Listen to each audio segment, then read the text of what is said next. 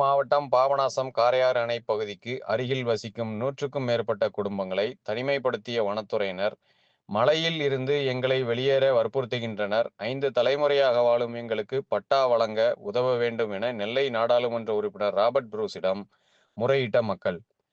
நெல்லை ஆட்சியர் வளாகத்தில் நடைபெற்ற மாவட்ட வளர்ச்சி ஒருங்கிணைப்பு மற்றும் கண்காணிப்பு குழு கூட்டத்தில் கலந்து கொண்ட நாடாளுமன்ற உறுப்பினர் ராபர்ட் புரூஸிடம் மேற்கு தொடர்ச்சி மலையில் 5 தலைமுறையாக வசித்து வரும் 100க்கும் மேற்பட்ட குடும்பங்களை மலையை விட்டு கீழே இறக்க வனத்துறையினர் வற்புறுத்துகின்றனர்.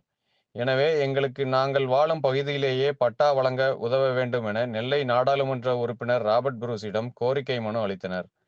மனுவில் குறிப்பிட்டுள்ள விஷயங்களை குறித்து அம்மக்கள் கூறும்போது, வந்தாங்க. இப்போ நாங்கள் எல்லாம் இருந்துட்டு இப்போ என்னன்னா எங்களை காலி பண்ணுங்கன்னு இதுக்கு முன்னாடி சொல்லிட்டே தான் இருப்பாங்க. இப்போ வந்து ரொம்ப தொந்தரவு கொடுக்காங்க.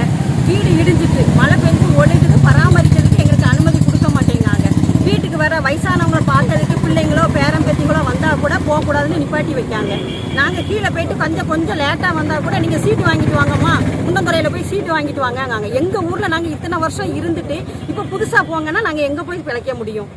போட்டை நிப்பாட்டிட்டாங்க. வருமானம் கிடையாது. வருமானம் இல்லாமல் பிள்ளைங்க பிழைப்புக்காண்டி வெளியில் வந்து வேலை பார்க்காங்க. அது ரொம்ப தூரம் போல் விகேபுரம், அம்பாசமுத்திரம் அந்த மாதிரி இடத்துல வேலை பார்த்துட்டு சனி ஞாயிறுக்கு அரையாருக்கு வருவாங்க. வர நேரத்தில் விட மாட்டேங்காங்க. அப்பப்போ வந்து நோட்டீஸை கொடுத்து காலி பண்ணி போங்க, மாடு வைக்கக்கூடாது, ஆடு வைக்கக்கூடாது, கோழி வளர்க்கக்கூடாது அப்படிங்காங்க. கோயிலில் திருவிழான்னு சொந்தக்காரங்க எல்லாரும் வந்தாங்கன்னா வரக்கூடாது அப்படிங்காங்க. நிறைய தொந்தரவு பண்ணுதாங்க. எங்களுக்கு எந்த வசதியுமே இல்லை. நாங்களும் ஒரு மாதத்துக்கு ஒரு தடவை வந்து பெட்டிஷன் கொடுத்துக்கிட்டே தான் சேர்மன்ட்ட போய் கொடுத்தா, ஏம்மா இது ஃபாரஸ்ட்டுக்கு சம்மந்தப்பட்டது, நான் என்னம்மா செய்ய முடியுங்காங்க. சேர்மன்ட்ட தானே எங்களோட குறைய நாங்கள் போய் சொல்ல முடியும். தெருலைட்டு போட விட மாட்டேங்காங்க. தண்ணி கிடையாது. ஆற்றுல போய் குளிக்கக்கூடாதுங்காங்க. நாங்கள் ஊரில் இருக்க மக்கள் ஆற்றுல போய் குளிக்காமல் நாங்கள் வேற எங்கே போய் குளிக்க முடியும்? புதுசாக நாங்கள் எந்த இடத்துல போய் வாழ முடியும்? 80 வருஷமா இருக்கோம். அப்போ இருக்கும்போது டேம் கட்டும் போது எங்கள் குடும்பத்தில் மாடு வளர்க்கறதுக்காண்டி போனாங்க. இன்னொருத்தவங்க அங்கே வேலை பார்க்குறவங்களுக்கு சாப்பாடு கொடுக்கறதுக்காண்டி இருந்தாங்க. அப்படி அதில் வேலை பார்த்தாங்க. ஈபியில வேலை பார்த்தாங்க. அப்போ ஈபியில வேலை போட்டு கொடுத்தாங்க. ஆமாம், அப்படி இருந்தாங்க. அப்படி 4 தலைமுறையா இருந்து இப்போ பிள்ளைலாம் வெளியூர்ல இருக்காங்க. நாங்கள் இருக்க மக்களாவது நிம்மதியா இருக்கணும்ல. எங்களை நிம்மதியா இருக்க விட மாட்டேங்காங்க. நாங்களும் கலெக்டர்கிட்ட கொடுக்கோம், சேர்மன்ட்ட கொடுக்கோம், எல்லா இடத்துலையும் கொடுக்க தான் செய்தோம். ஒவ்வொரு தடவை வரும்போது மாறி வரும்போது எங்களோட பெட்டிஷனுக்கு அந்த பதில் எந்த பதிலுமே வரல இது வரைக்கும். பாதுகாக்கப்பட்ட வனப்பகுதியினால அந்த மாதிரி பண்றாங்க. அப்படின்னா எல்லா மக்களையும் காலி பண்ணணும். எல்லா காணிக்காரங்க இருக்காங்கல்ல, சொல்லக்கூடாது.